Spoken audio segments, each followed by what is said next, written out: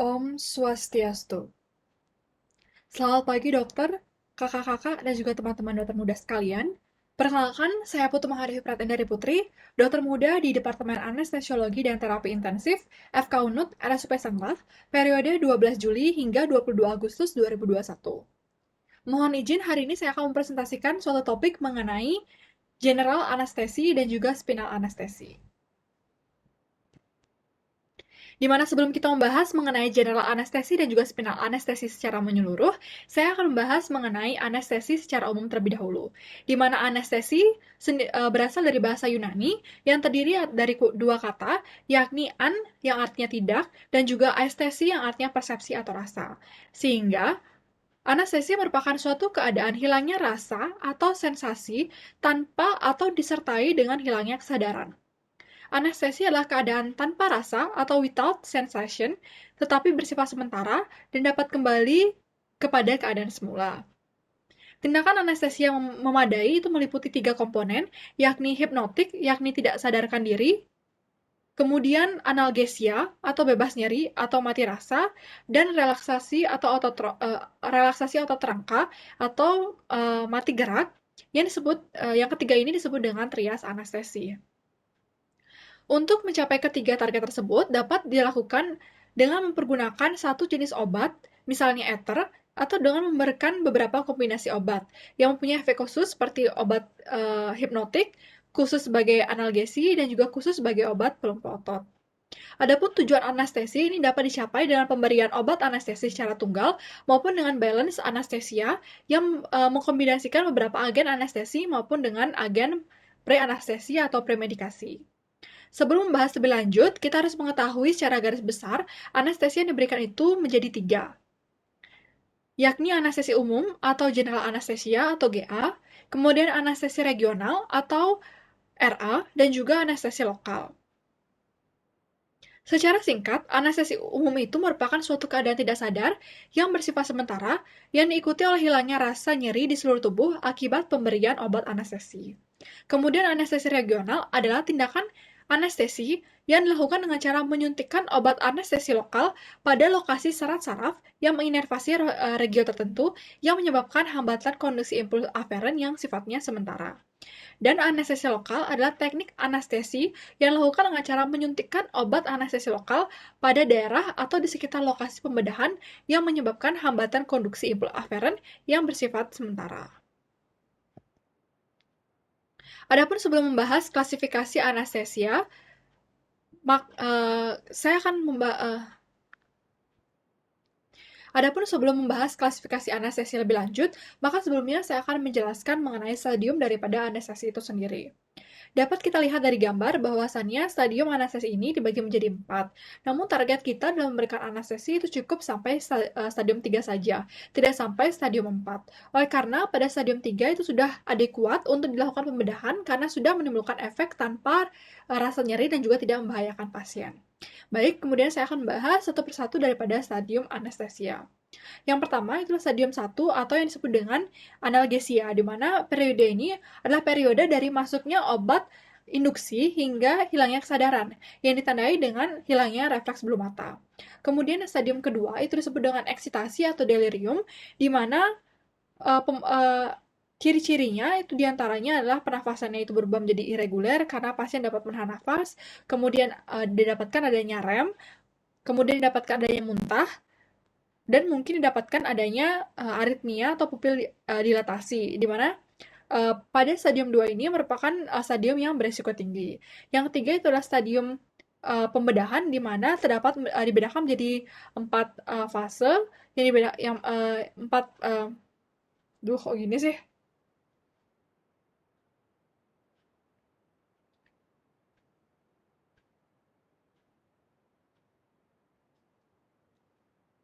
Baik, adapun sebelum membahas klasifikasi anestesi lebih lanjut, maka sebelumnya saya akan menjelaskan mengenai stadium dari anestesi itu sendiri. Dapat kita lihat daripada gambar bahwasannya stadium anestesi ini dibagi menjadi 4, namun target kita memberikan anestesi itu cukup sampai stadium 3 saja, tidak sampai stadium 4, oleh karena pada stadium 3 itu sudah ada yang kuat untuk dilakukan pembedahan. Nah, selanjutnya saya akan membahas satu persatu mengenai daripada stadium anestesi, di mana stadium 1 itu disebut dengan stadium analgesia, di mana stadium ini dimulai dari masuknya obat induksi sampai hilangnya kesadaran, yang ditandai dengan refleks bulu mata yang negatif. Kemudian stadium kedua itu disebut dengan eksitasi atau delirium, di mana stadium ini merupakan stadium yang beresiko tinggi. Ciri-cirinya di antara lain didapatkan adanya pernafasan irreguler, kemudian didapatkan adanya rem, kemudian bisa didapatkan adanya muntah, dan juga aritmia atau pupil dilatasi oleh karena peningkatan daripada tonus simpatis. Stadium ketiga itu disebut sebagai stadium pembedahan, dimulai dari napas otomatis sampai henti nafas. Di mana stadium 3 ini terbagi menjadi 4 fase atau 4 plana. Yang pertama itu plana pertama itu dari nafas otomatis sampai gerak bola mata berhenti. Plana yang kedua itu adalah dari gerak bola mata berhenti sampai nafas torakal yang lemah. Kemudian plana 3 itu dari nafas torakal yang lemah sampai nafas torakal yang berhenti. Dan yang keempat itulah dari nafas torakal berhenti sampai nafas diafragma berhenti. Kemudian stadium 4 itu adalah intoksikasi atau overdosis obat anestesia, itu dimulai dari paralisis diafragma sampai henti jantung atau meninggal. Baik, kemudian sebelum melakukan induksi anestesi, itu dapat juga diberikan obat-obat premedikasi yang tujuan utamanya adalah memberikan kondisi pasien yang ideal dalam menjalani pembedahan. Ideal di sini maksudnya adalah pasien merasa tenang, nyaman, sehingga nantinya diharapkan pada intra dan juga pasca operatif pun kondisi pasien optimal. Pemberian obat di periode preoperatif sebelum induksi itu dapat diberikan dengan periode. Misalnya obat intravena itu dapat dimasukkan dalam kurun waktu 1-5 menit sebelum induksi, kemudian 30-60 menit pada obat intramuskular, dan juga 60-90 menit pada obat peroral. Kemudian ada beberapa obat yang dapat diberikan sesuai dengan kondisi pasien. Seperti misal kita ingin membuat pasien itu nyaman dengan mengurangi kecemasan, kemudian kita dapat memberikan jenis obat sedatif berupa golongan daripada benzodiazepin.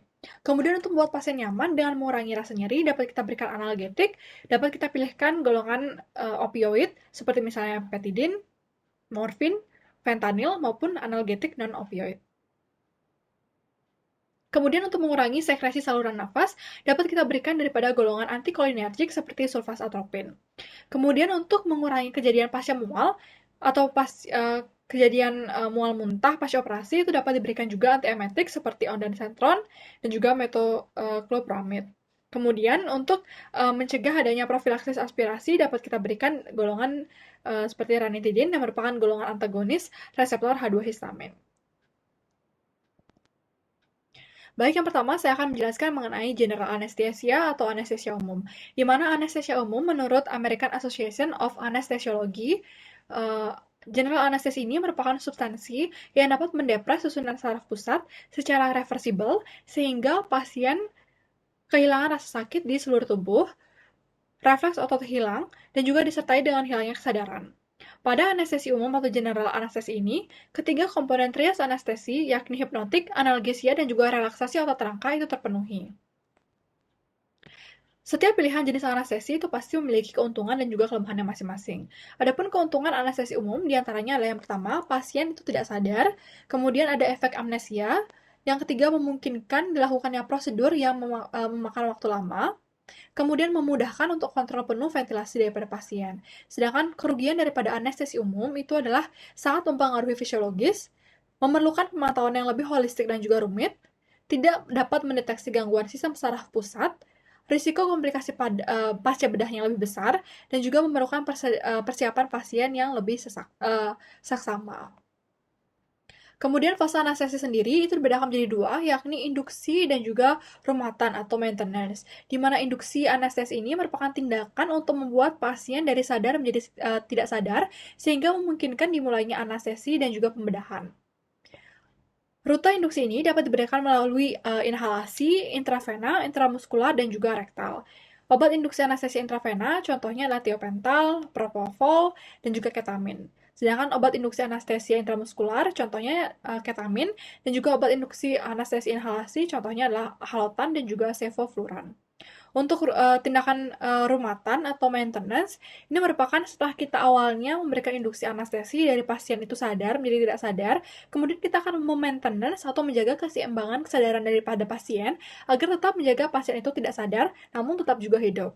Rutenya juga dapat diberikan secara intravena, inhalasi, dan juga kombinasi.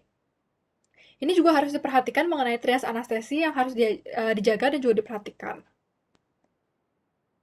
Baik, untuk langkah-langkah daripada general anesthesia itu adalah sama seperti pilihan jenis anestesia lainnya, yakni selalu ada 3 tahapan utama, yakni pre-op, intra-operatif atau durante, dan juga post-operatif, di mana pre-op ini terdiri dari evaluasi dan juga persiapan pre-anestesi atau sebelum tindakan pembedahan.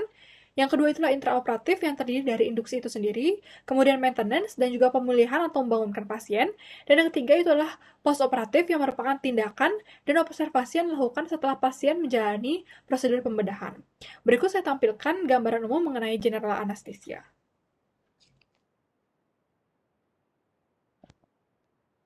If you are having an operation, you may be given general anesthesia to put you to sleep and keep you free from pain.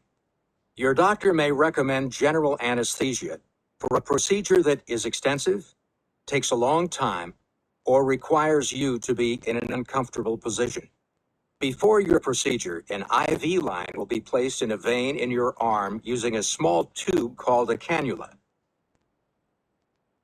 The IV will deliver fluid and medications directly into your bloodstream. You may receive some medication to help you relax. You will be placed on the operating table and made as comfortable as possible. A blood pressure cuff will be placed on your arm to check your blood pressure readings.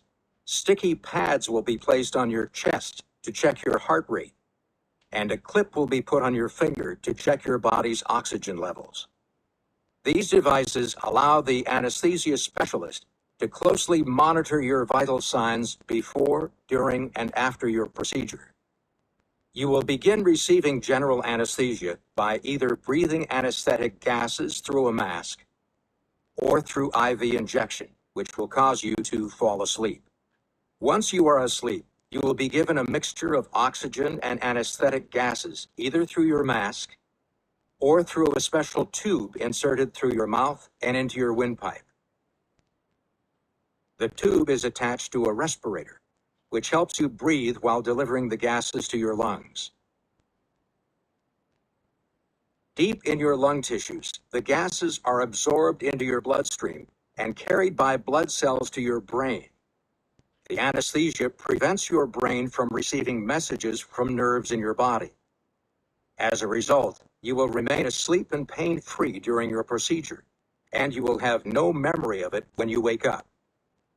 After your operation, the anesthesia specialist will give you medications to reverse the anesthesia, and you will awaken quickly. If you had a breathing tube in place, he or she will remove it as soon as you can safely breathe on your own.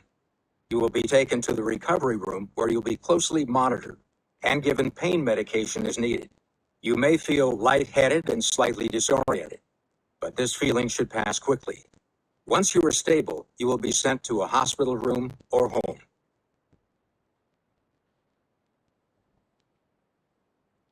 Baik, untuk teknik pemberian anestesi itu sendiri itu dibedakan menjadi 3, yakni teknik anestesi total intravena, anestesi total inhalasi, dan juga anestesi kombinasi antara intravena dan inhalasi yang sering disebut dengan balance anesthesia. Di mana masing-masing dari teknik ini memiliki kekurangan dan juga kelebihannya masing-masing. Pemilihan teknik itu seringkali ditentukan oleh karakteristik pasien, sehingga tepat penggunaan dan juga risiko efek samping yang paling minimal. Pemberian obat anestesi dengan intravena itulah cukup sering dilakukan atau cukup umum, di mana pemberiannya diberikan dengan menginjeksikan obat anestesi parenteral pada pembuluh darah vena, seperti misalnya golongan berbiturat, propofol, silohexamin, dan juga etomidate.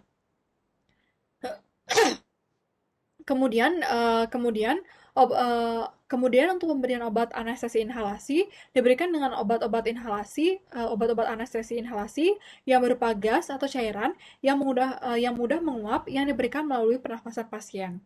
Di mana campuran gas atau uap obat anestesi dan oksigen masuk mengikuti aliran udara inspirasi, kemudian mengisi seluruh rongga paru, selanjutnya kemudian mengalami difusi dari alveoli ke kapiler paru sesuai dengan sifat fisik masing-masing gas. Konsentrasi minimal fraksi gas atau obat anestesi di dalam alveoli yang sudah menimbulkan efek analgesia pada pasien itu dipakai satuan potensi dari obat anestesi inhalasi tersebut yang disebut dengan MAC atau minimal alveolar concentration. Adapun anestesi inhalasi yang cukup sering digunakan itu adalah halotan, sevofluran, isofluran, desfluran, dan juga nitric oxide. Adapun anestesi imbang adalah teknik anestesi dengan menggunakan kombinasi obat-obatan, baik obat anestesi intravena maupun obat anestesi inhalasi, atau kombinasi daripada anestesi umum dan anestesi regional untuk mencapai trias anestesi yang didapat secara optimal dan juga berimbang. Beberapa faktor yang menjadi bahan pertimbangan untuk pemilihan jenis anestesi dan analgesia pada pasien yang akan menjalani pembedahan diantaranya adalah yang pertama adalah usia.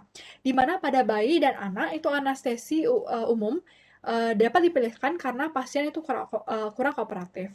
Kemudian pada pasien dewasa dapat diberikan anestesi umum atau anestesi regional tergantung dari jenis operasi yang akan dikerjakan. Sedangkan pada orang tua itu cenderung dipilihkan analgesia regional kecuali jika tindakan pembedahan yang akan dilakukan itu tidak memungkinkan untuk analgesia regional. Yang kedua itu adalah jenis kelamin, yang ketiga itu hasil daripada asesmen risiko ASA, yang keempat jenis operasi, di mana dilihat daripada lokasi operasi, posisi operasi, manipulasi operasi, dan juga durasi operasi. Di mana apabila daerah kepala dan juga leher itu dapat dipilihkan anestesi umum dengan fasilitas intubasi pipa endotrakea untuk mempertahankan jalan nafas. Ataupun misalnya pada durasi operasi yang cenderung lama, itu dapat diberikan anestesi umum. Selanjutnya itu adalah keterampilan operasi atau pelaksanaan anestesi, kemudian fasilitas yang tersedia di rumah sakit, dan juga berdasarkan permintaan pasien. Adapun untuk mekanisme kerja general anestesi itu sendiri, target organnya adalah otak, di mana mekanisme terjadinya anestesi itu disebabkan adanya pengaruh perubahan neurotransmitter di berbagai lokasi di dalam sel. Utamanya adalah pada sinaps, di mana suatu efek prasinaps dapat merubah pelepasan dari neurotransmitter. Sedangkan efek pasca sinap itu dapat mengubah frekuensi atau amplitudo impuls keluar sinap. Di tingkat organ, efek obat anestesi itu mungkin terjadi karena penguatan daripada inhibisi atau berkurangnya eksitasi di dalam sistem saraf pusat. Mudahnya, efek dari anestesi itu sendiri itu dapat mengakibatkan meningkatnya inhibitory, yakni GABA, atau mengurangi eksitasi dalam sistem saraf pusat dengan memblok daripada NMDA reseptor. Obat-obatan yang bekerja dengan cara meningkatkan inhibitory, contohnya adalah halotan, propofol, dan juga etomidate. Sedangkan obat-obatan yang bekerja dengan cara mengurangi eksitasi dengan cara memblok NMDA reseptor itu adalah ketamin dan juga nitric oxide. Baik, kita akan membahas satu persatu obat anestetik yang kita gunakan dalam general anesthesia. Yang pertama, kita akan membahas mengenai obat intravena terlebih dahulu. Obat intravena dapat digunakan sebagai induksi ataupun maintenance, di mana kriteria obat anestesi umum intravena yang ideal adalah sebagai berikut. Yang pertama, cepat menimbulkan efek hipnosis, kemudian memiliki efek analgesia, menimbulkan amnesia pasca anestesi, kemudian efek sampingnya dapat dihilangkan oleh antagonisnya, cepat dieliminasi oleh tubuh, tidak atau sedikit mendepresi fungsi respirasi dan kardiovaskular, dan pengaruh farmakokinetiknya itu tidak tergantung pada disfungsi organ. Baik, yang pertama itulah thiopental, di mana thiopental ini merupakan golongan barbiturat dengan onset kerja yang ultra short acting. Sifat anestesinya adalah hipnotik yang sangat kuat, induksinya cepat, lancar, dan tidak diikuti oleh eksitasi. Pola respirasinya tenang dan bisa mengakibatkan adanya hipoventilasi. Minusnya adalah tidak ada efek analgetik dan juga relaksasi otot. Pemulihannya cepat, tetapi masih ada rasa kantuk. Untuk dosis induksi sendiri, dalam konsentrasi 2,5% itu adalah 3,6 mg per kilogram berat badan, diberikan secara intravena dengan perlahan-lahan, yakni habis dalam 30-60 detik.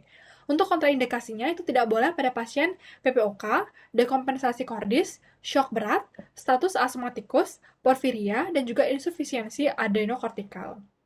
Untuk efek sampingnya adalah hipoventilasi sampai henti nafas, menimbulkan risiko spasme laring dan bronkus, depresi kardiovaskular, dan dapat menimbulkan nekrosis sentral hati. Selanjutnya adalah propofol, di mana propofol ini merupakan obat anestesi intravena yang memiliki mula kerja dan lama kerja yang relatif lebih singkat, serta memiliki efek antiemetik sehingga dianggap menjadi anestesi yang ideal, baik untuk induksi anestesi ataupun pemeliharaan. Propofol ini itu sangat suka larut dalam air atau bersifat hidrofobik, sehingga propofol ini diformulasikan dalam bentuk emulsi minyak air yang mengandung 10% daripada long chain triglycerida, kemudian minyak kedai, gliserol, dan juga lecithin serta EDTA. Nah, kemudian pasien yang alergi daripada telur itu sebaiknya nggak bisa bilang gitu.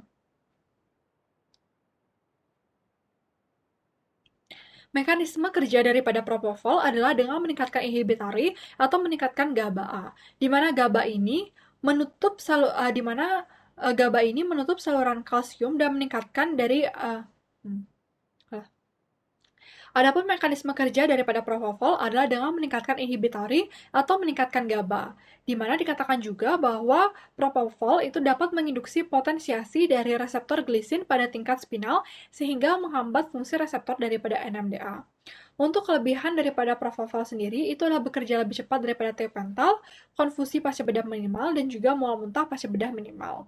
Untuk dosis induksinya, itulah injeksi intravena 2-2,5 mg per kilogram berat badan, dengan dosis pemeliharaan untuk anestesi intravena total, yakni infus intravena 4-12 mg per kilogram berat badan per jam. Efek sampingnya adalah hipotensi, apnea sementara selama induksi. Baik, selanjutnya adalah ketamin, di mana ketamin ini merupakan memiliki sifat analgesik, anestetik, dan juga kataleptik dengan kerja yang singkat.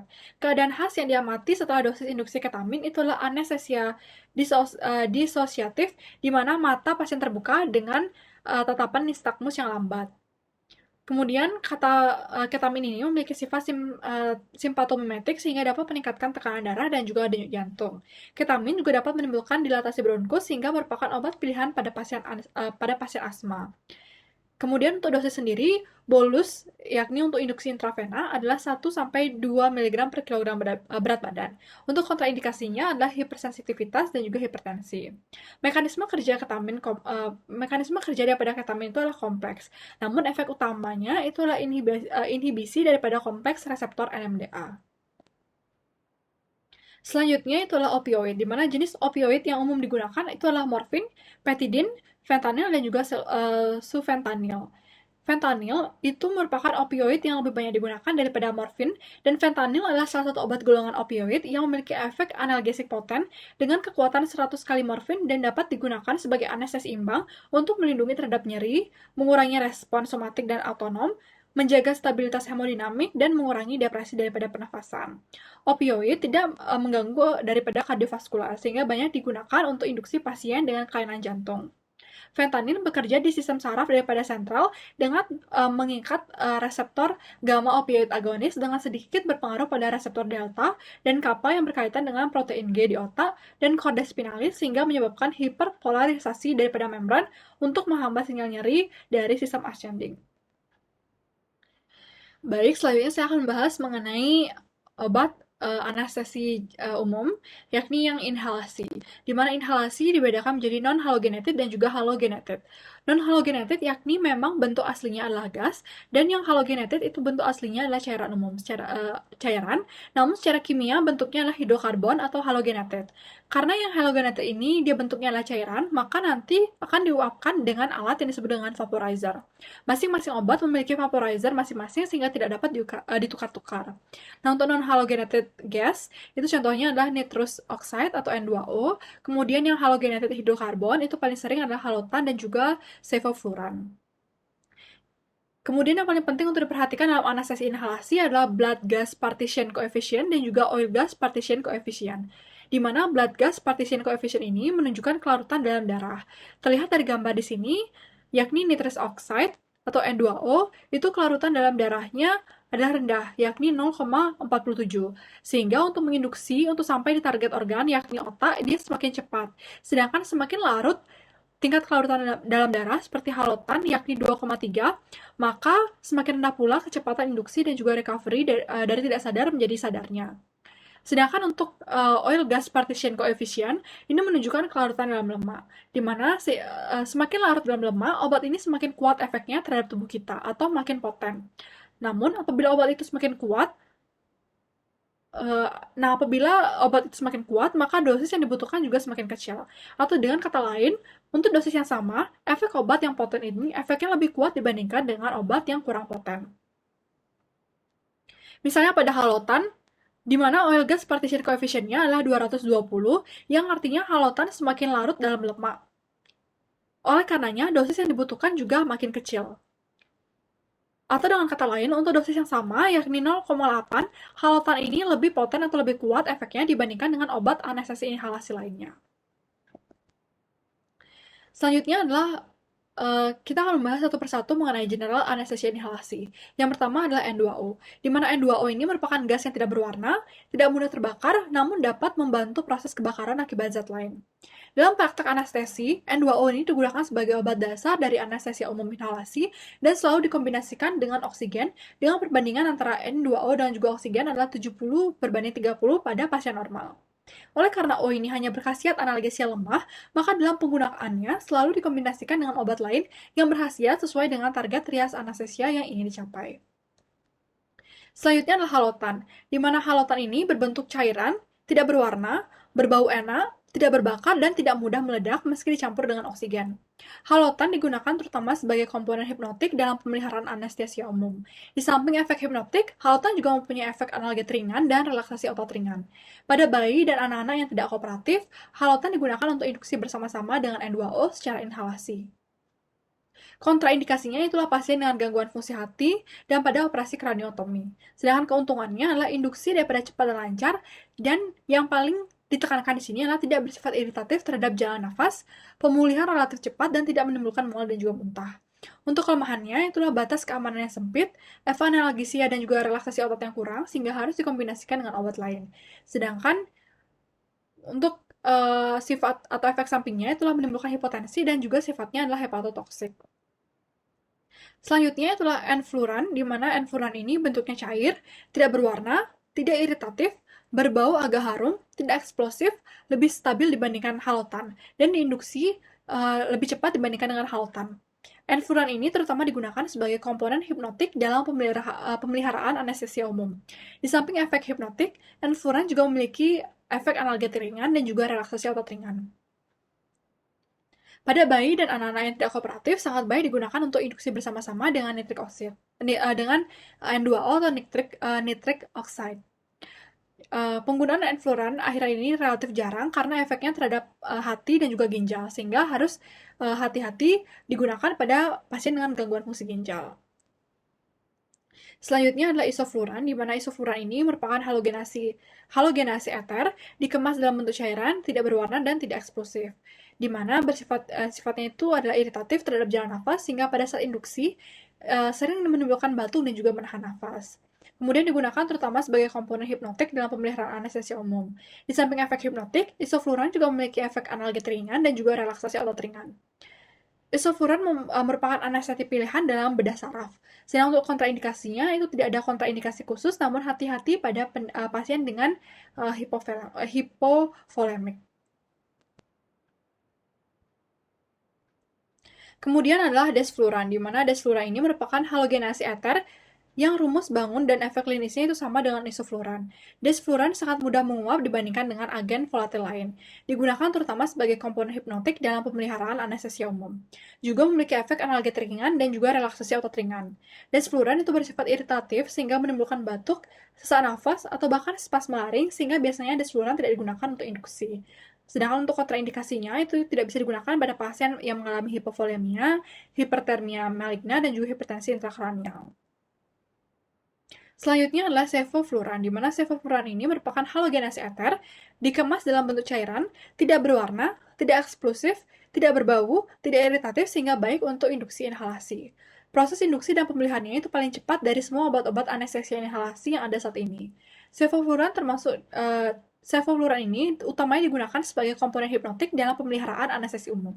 Juga memiliki efek analgesia ringan dan relaksasi daripada otot ringan. Dapat digunakan untuk induksi pada bayi atau anak yang tidak kooperatif. Sedangkan kontraindikasinya juga tidak dapat diberikan pada pasien yang mengalami hipovolemi, hipertermia maligna, dan juga hipertensi intrakranial. Baik, selanjutnya saya akan membahas mengenai spinal anesthesia. Saya membahas lebih lanjut mengenai spinal anesthesia. Saya akan menampilkan video gambaran mengenai spinal anesthesia.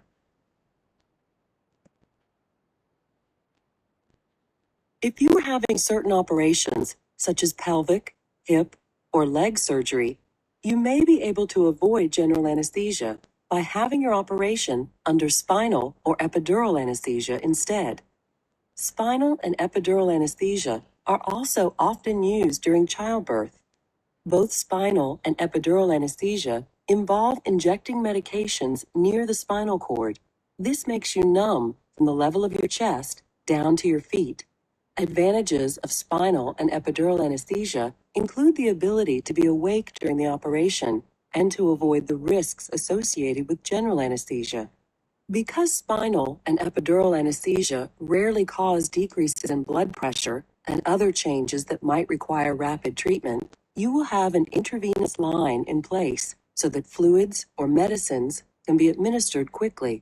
You will also be connected to various monitors to keep track of your blood pressure, pulse, and the oxygen content of your blood. Prior to receiving spinal or epidural anesthesia, the anesthetist will use an antiseptic solution to clean the area of your back where the medicine is injected. To decrease pain from the needle stick, he or she may instill a local anesthetic directly over the spot where the spinal or epidural needle will be inserted. Spinal anesthesia involves a single injection of medication into the sac of fluid that surrounds your spinal cord.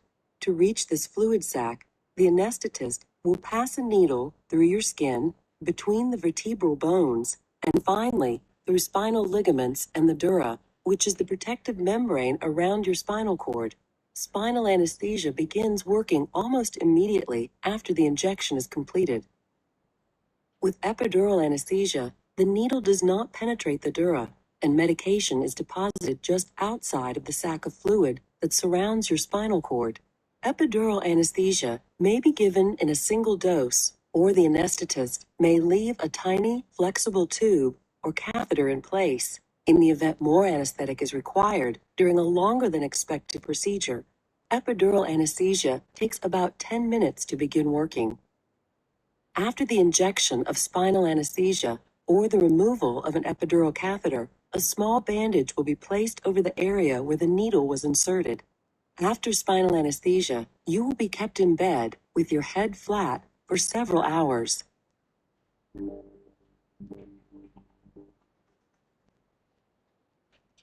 Baik, jadi spinal anestesia ini termasuk regional anestesia, di mana anestesia regional ini merupakan tindakan anestesi yang dilakukan dengan cara menyuntikkan obat anestesia lokal pada lokasi saraf-saraf yang menginervasi region tertentu, yang menyebabkan hambatan konduksi impuls aferen yang bersifat sementara. Adapun anestesia regional ini dicapai dengan memberikan anestesi lokal untuk menghentikan adanya transmisi saraf motorik, sensorik, dan juga otonom medula spinalis yang sifatnya adalah reversible.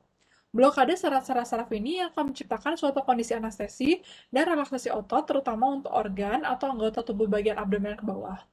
Nah, beberapa prosedur anestesia regional adalah anestesi spinal, anestesia epidural, dan juga anestesia caudal.